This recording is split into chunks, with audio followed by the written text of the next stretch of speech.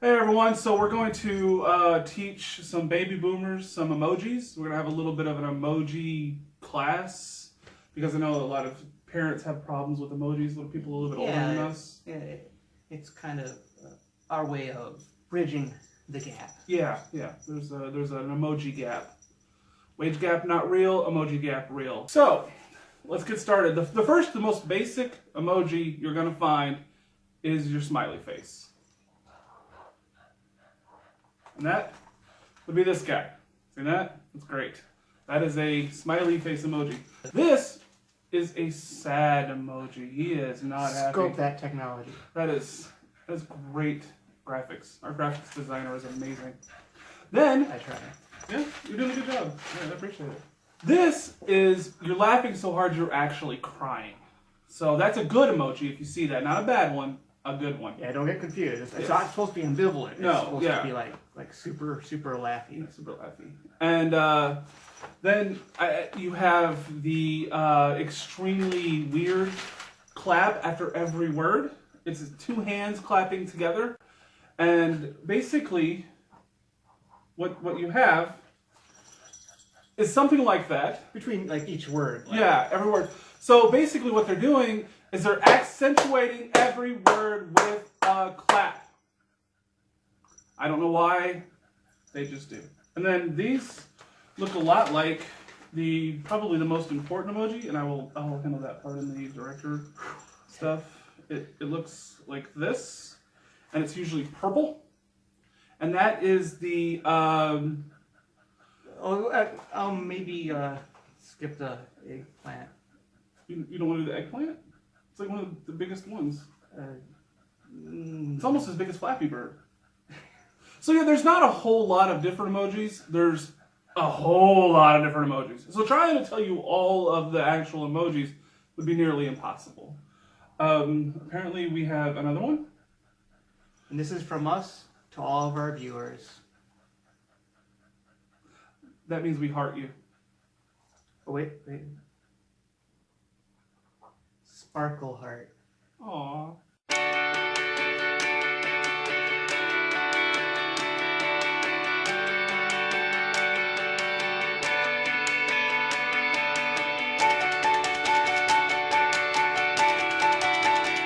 Hey everyone, welcome to my tube. My name's Steve. And I'm Chris. And this episode, that felt really like it felt like 6 months ago when you did that. I don't know, like the way you said, I'm Chris. And the way it felt like one of our original openings from back in the day.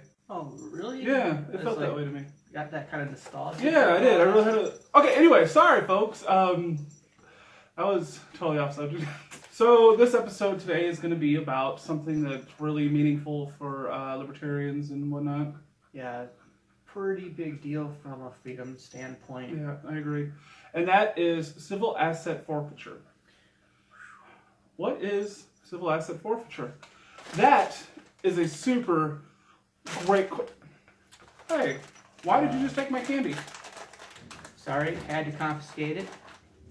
It's been involved in a crime. No, it wasn't. You're gonna have to prove it. And to kick things off, right off the bat, question from Jessica Baird. All right. Take it away, Taterella.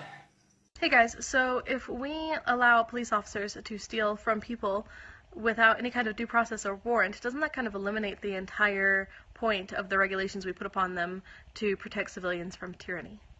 Well, that's a really great way to kind of start the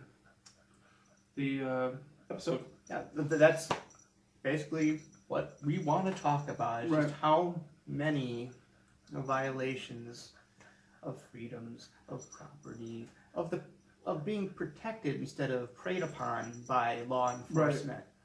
And that's actually, the way you said that's actually a really good way to put it, being preyed upon by law enforcement. Because they're using this to supplement their own incomes and their stuff for the force, to pay stuff. And they're basically stealing it from other people. So what civil asset forfeiture actually is, it's when the police take your bag of candy, as Chris did, and they confiscate it because it might have been used in a crime, or it was gotten from a crime, or They think it can be like what they say is drug money, or hell, they've even confiscated somebody's house for being a place where marijuana was grown one time. Or if you're out like deer hunting and you accidentally kill the wrong kind of deer or something like that, they can take anything involved in that. Your gun, the car you drove there with, your boat if you were towing the boat, your camper if you were towing a camper. Anything involved in that crime, they can take.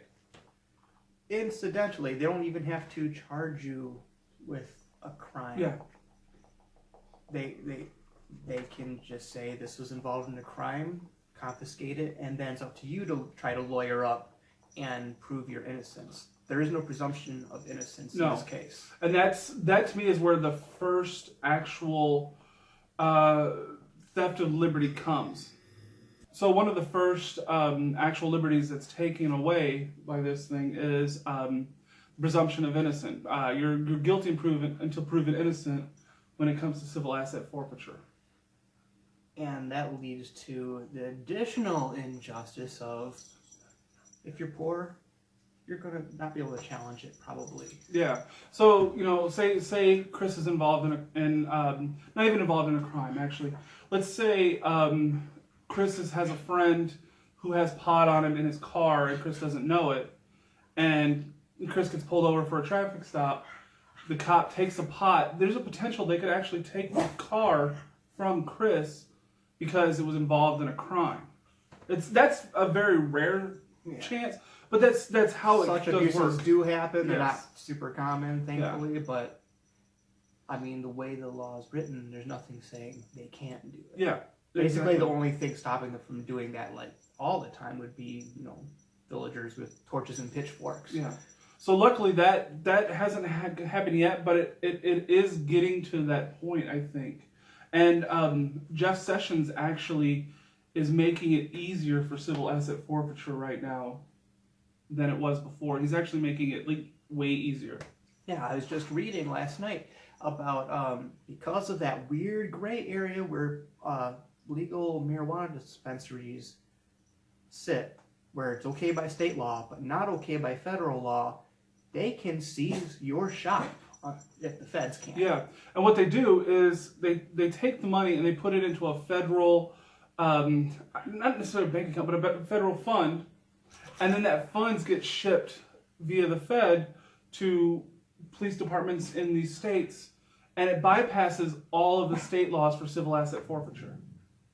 That's one of the biggest issues that's going on. That's the problem. Some states do have a little bit of protection against this, but the Fed goes around it by passing all this money towards the Fed and then sending it back to the state.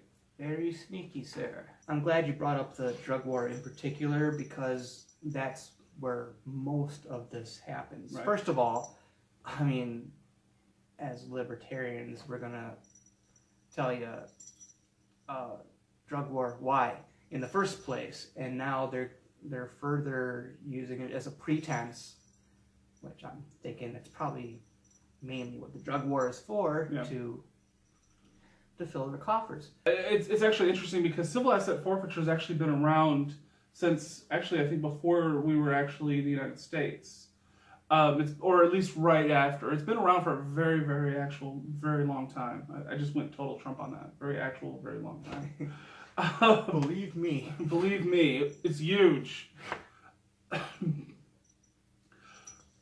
But it's actually gotten worse since the war on drugs. That's where the issues come. And that got weaponized. It's like everything else involved in the drug war. Yeah, exactly. I mean, you're talking... The drug war really kind of pushed it. Hey, now what? Involved in a crime again. What crime? Used to smuggle Gary Johnson's eyebrows. Now, add on to this the fact that civil asset forfeiture creates this kind of negative incentive to actually fighting the drug war. Let me explain. If you're the police, would you rather bust the guy coming up from Mexico, for instance, with the drugs, or bust the guy coming south with the drug money and have your department paid for the year? negative incentives all over the place. I mean, and don't tell me that certain cops wouldn't just lie all together to be able to seize someone's property. I mean, we have video now of cops planting drugs. We know this happens. And the fact that we got it on video a few times means how many times didn't we get it on video? That's a scary thought. One of the other liberties that's actually being taken away is property rights, the right that you own your property no matter what.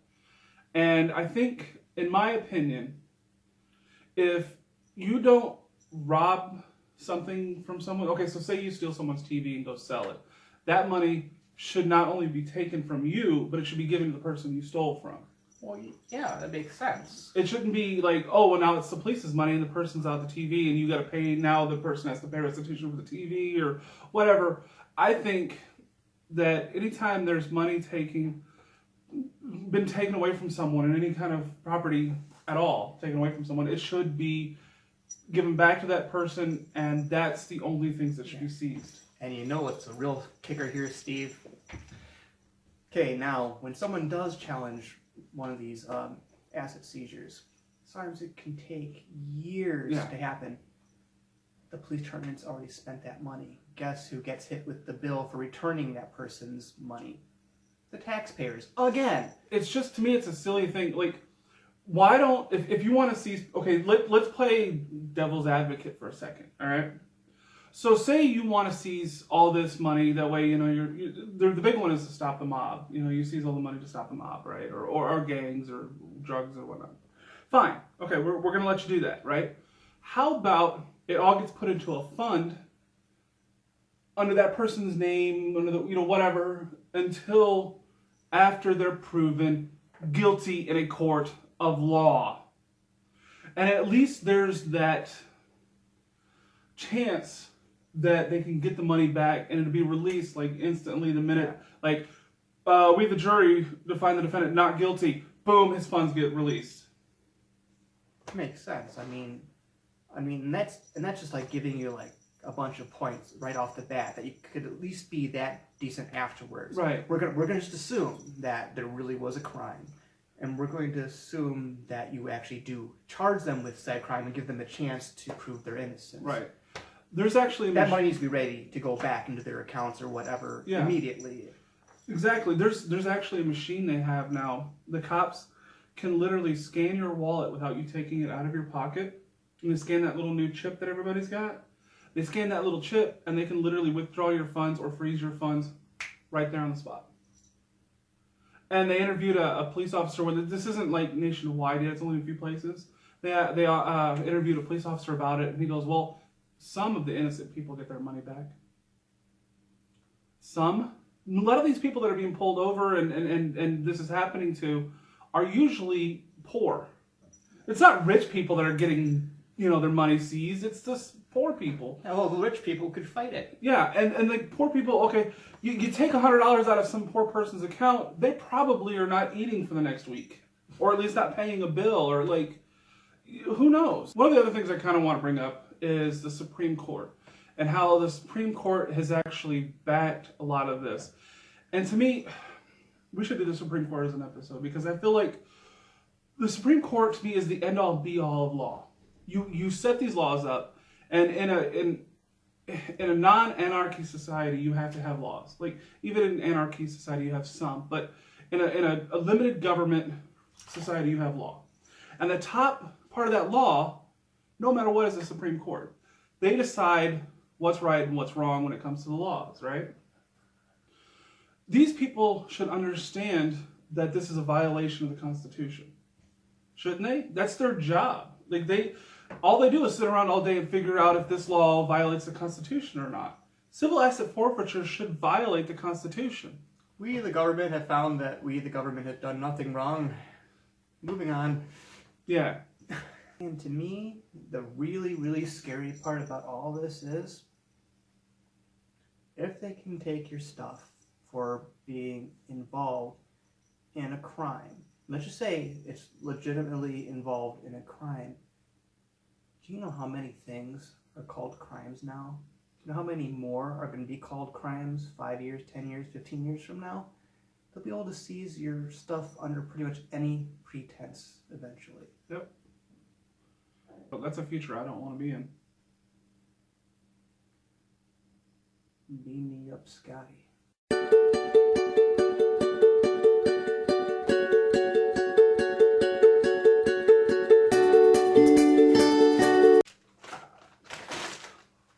Now what?